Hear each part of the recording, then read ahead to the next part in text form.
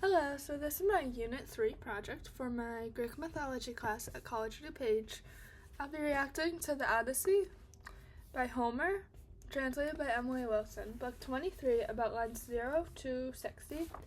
My brother Patrick will be our narrator. I have his recording here on my telephone.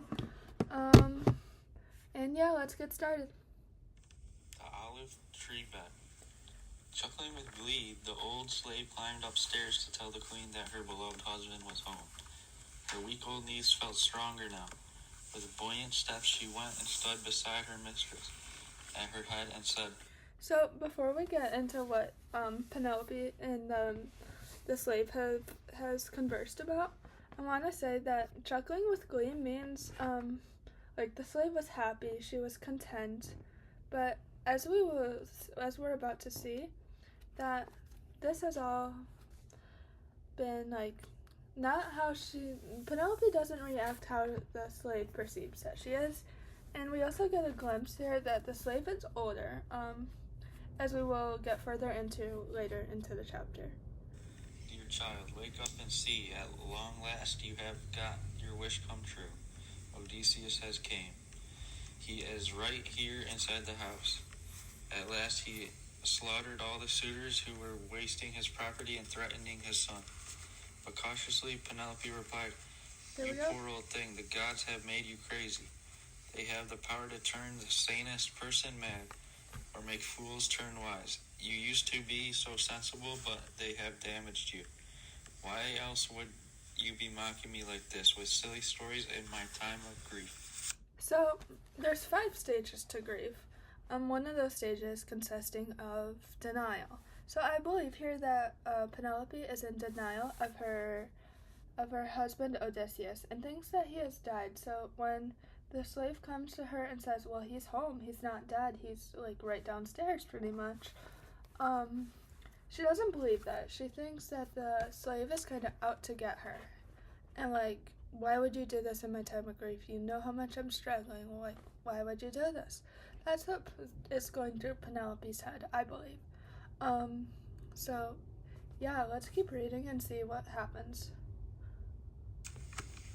"But why did you wake me from the sleep that sweetly wrapped around my eyes? I have not slept so soundly since my Odysseus marched off to see that cursed town, Evelium.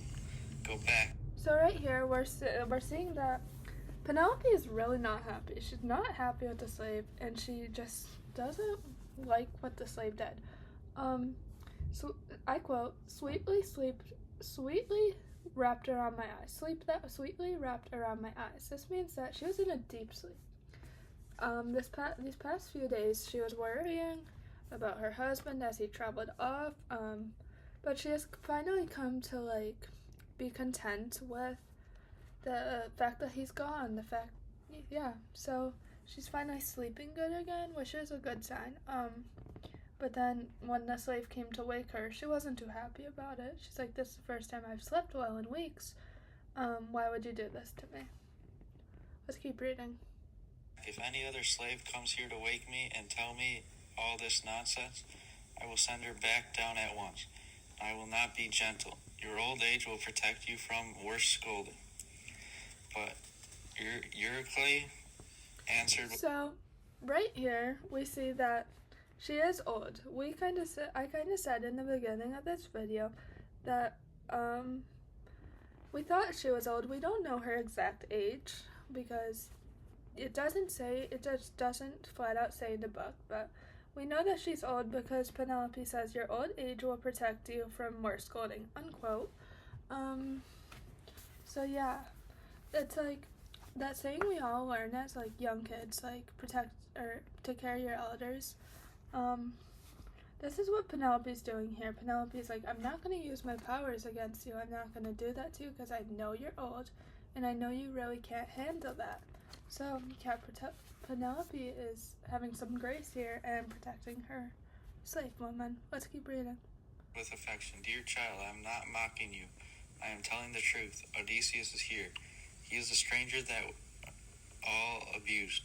Tell him." So I wanted to say here, a few chapters ago or books ago,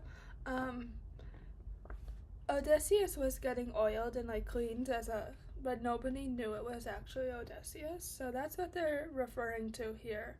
Eurycleia, as my brother mentions, as he reads here in the book, Eurycleia is the slave that has been conversing with Penelope.